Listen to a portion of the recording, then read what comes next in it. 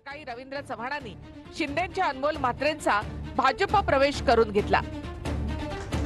शिंदेचाच बालेकिल्ला असलेल्या ठाणे जिल्ह्यातच भाजपने शिंदेचे नेते पक्षात घेणं सुरू केल्यामुळे शिंदेच्या मंत्र्यांनी थेट कॅबिनेटवर बहिष्कार घातला। महत्त्वाची बातमी, भाजपमधल्या इन्कमिंग वरून शिवसेनेमध्ये नाराजी असून मंत्र्यांनी कॅबिनेट बैठकीवर बहिष्कार टाकला। शिंदेच्या माजी नगरसेवकांच्या भाजप प्रवेशावरून शिंदेचे मंत्री नाराज आहेत। शिंदेच्या मंत्र्यांनी फडणवीसांची भेट घेत नाराजी व्यक्त केली। दरम्यान एकमेकांचे नेते पक्षात घेऊ नयेत असं ठरलंय, असं मंत्री प्रताप सरनाईक यांनी म्हटलंय। भाजपमध्ये शिंदेच्याच नेत्यांचं इन्कमिंग आणि तेही ठाण्यामध्ये होत असल्यामुळे शिंदेच्या मंत्र्यांनी कॅबिनेटवरच बहिष्कार टाकला। बुधवारी कॅबिनेटच्या बैठकीत फक्त शिवसेनेकडून उपमुख्यमंत्री एकनाथ शिंदे उपस्थित होते। महायुतीमध्ये सुरू असलेल्या फोडाफोडीमुळे अखेर मंत्रालयामध्ये नाराजी नाट्याचा स्फोट झाला।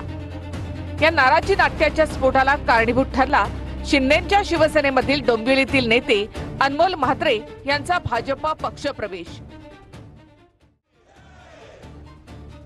आधी उपमुख्यमंत्री शिंदेसोबत मंत्र्यांची प्री कॅबिनेट झाली।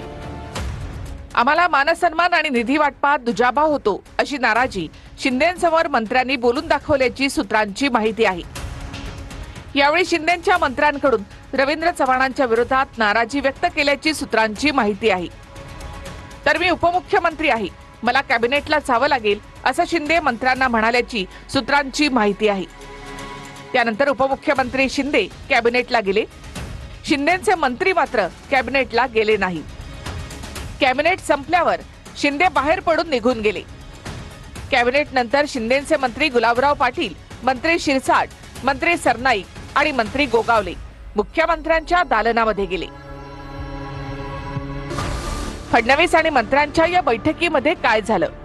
शिंदेच्या मंत्र्यांनी फडणवीसांकडे शिंदेचे नगरसेवक आणि नेत्यांच्या भाजप प्रवेशावरून नाराजी व्यक्त केली।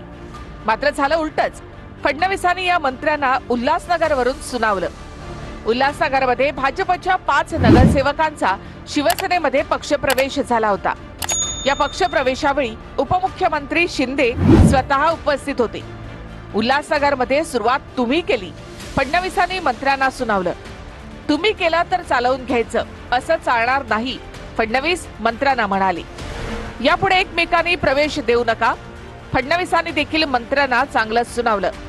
दोन्ही पक्षांनी या गोष्टी पाळाव्यात, मुख्यमंत्र्यांनी बैठकीमध्ये हे वक्तव्य केलं।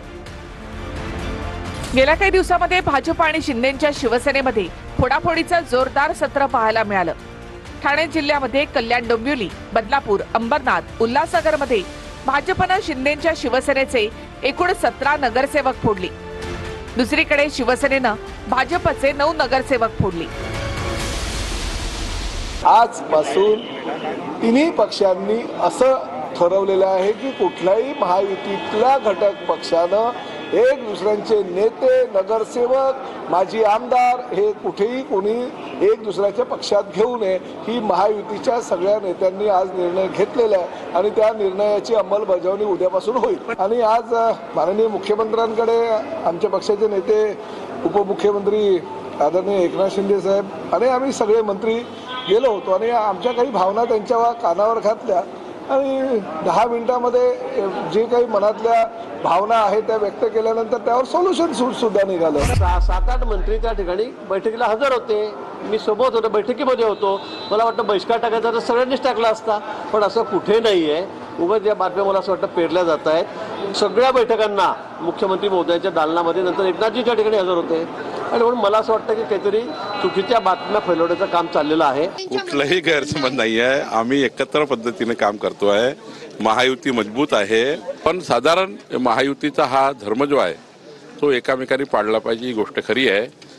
त्यांनी काही याबद्दल आज वक्तव्य केलं नाही, पण या ठिकाणी एवढंच पाळू पुढच्या काळामध्ये की महायुतीत कुठेही मतभेद आणि मनभेद होणार नाही। महाराष्ट्रात शिवसेना मोठा भाऊ असं म्हणणाऱ्या भाजपाने जो पाठीत खंजीर खुपसला, ती भाजपा अवघ्या 25 महिन्यामध्ये शिंदेंना जवळ करेल असं जर शिंदेंना आणि शिंदेच्या मंत्र्यांना वाटलं असेल तर मला वाटतं त्यांचा फार मोठा गैरसमज आहे। भविष्य महायुतीचं स्पष्ट आहे की वापरा आणि फेका. आता यांचा वापर झालेला आहे.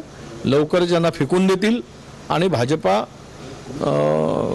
एकटाच सत्तेमध्ये दिसेल.